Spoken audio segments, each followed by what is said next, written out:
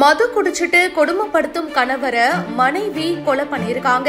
கோவை சௌரிபாளையம் கருணாநிதி நகரை சேர்ந்த கூலி தொழிலாளி சண்முகநாதன், இவங்களுடைய மனைவி பாக்கியம். சண்முகநாதன் அடிக்கடி மது குடிச்சிட்டு வீட்ல மனைவி மற்றும் குழந்தைகள் கிட்ட தகராறு பண்றதா கூறப்படுது. அப்படி இருக்கும்போது கணவர் விபரீத முடிவை எடுத்துட்டாருன்னு அவங்களுடைய மனைவி பாக்கியம் உறவினர்கள் கிட்ட சொல்லியிருக்காங்க. இதை தொடர்ந்து சண்முகநாதனுடைய சகோதரர் கேசவன், தங்கை மகாலட்சுமி வீட்டுக்கு அவருடைய உடலை பார்த்திருக்காங்க.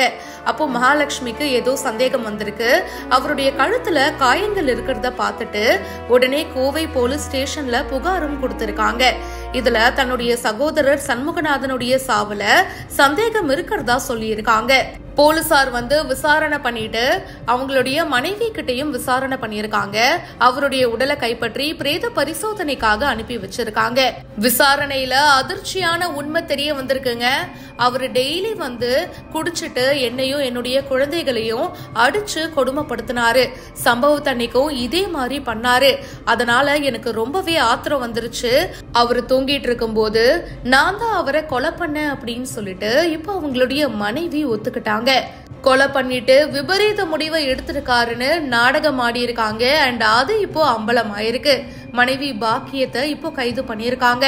இந்த விஷயம் பரபரப்பை ஏற்படுத்தி இருக்கு. இத பத்தி உங்களுடைய கருத்துக்களை ஷேர் பண்ணுங்க.